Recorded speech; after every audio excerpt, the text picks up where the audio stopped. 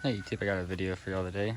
This is on a 2011 Polaris Ranger 800 Crew, and it's having an issue where the fan will not kick on, causing the radiator to boil and the coolant to boil and overheat. And I'll show y'all how to diagnose it. I mean, it could, there's a possibility you could have a broke wire or something somewhere too, but this is just the basic way, assuming that you don't have a broken wire or anything. But let's go. So this guy I bought it from, he had it hardwired, and you don't want to hardwire your fan because well, first of all, it's going to wear out the fan faster, and second of all, it's annoying, and third of all, you want your engine to run it. Your engine's designed to, operate at a certain temperature, and if your fan's running all the time, if it's cooler outside, your engine might not reach operating temperature, and you don't want that. But anyways, so to start, the first thing you want to do is unplug this sensor. It's right here. It's on the left side of the motor underneath the thermostat housing, and what that is, that's the temperature sensor.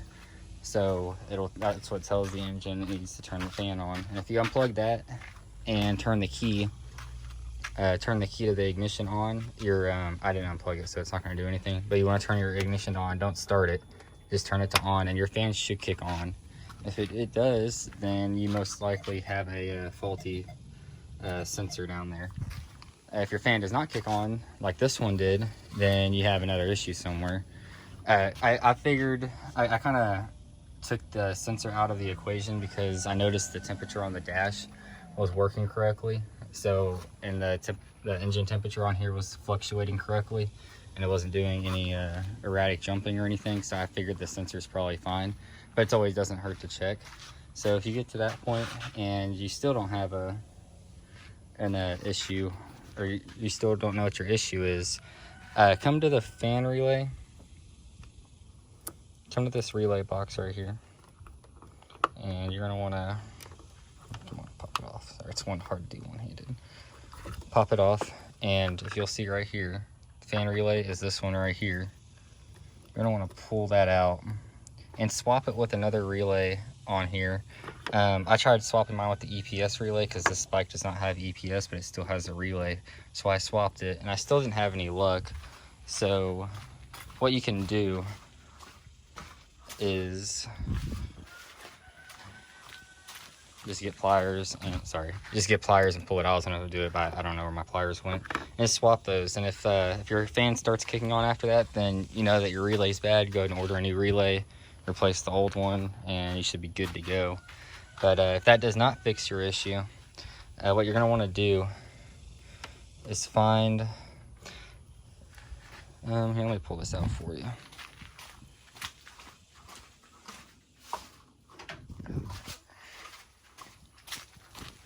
Sorry, I don't feel like having to do editing on this, so y'all are gonna have to sit and wait. Just kind of wiggle it, and it'll eventually pop out. But this prong, see, this fan relay is very hot.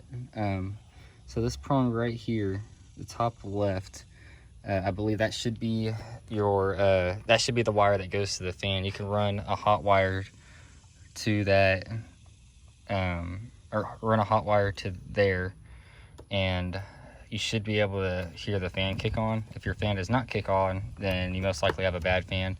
I believe it's that wire. I'll test it here in a second. If it's wrong, then I'll correct it in the description. But if your fan does not kick on, then you most likely have a toasted fan. What the issue with mine was is there's actually a little relay back in here. It's kind of covered up. It looks like this, or sorry, it's a circuit breaker. And this circuit breaker will overheat and go bad over time. And I got my voltage meter and I tested it. So I was getting power to one side, but whenever the engine was hot and above 205 degrees, which is roughly where your fan should kick on, then it would get above that temperature and the fan would not kick on, and I would not get power to the other side of the relay still. So that kind of drew a red flag. So I ran some jumper wires to this fuse down here. This is a 25 amp fuse. I'd recommend starting with a small fuse, and if it busted, then just jump up to a little bigger one. I probably wouldn't go above a 25 or 30 amp fuse on that, but if that doesn't fix it, then you might have a wiring issue somewhere, because that's basically the whole system really on the electrical side. I know some of the older Polaris models used a computer to run the fans, and I don't know if this one's the same way. If it is, then that'd be something to look at too. But I'd say most of the time your issue is going to be either with this sensor or with that circuit breaker. I don't really see that many relays go out. I'm not saying it's impossible, but it is, you know, it is a possibility. But so hopefully that'll fix your issue. If it doesn't, I'm sorry I couldn't help, but hopefully you can figure it out. If you have any questions or anything, just drop them in the comments below.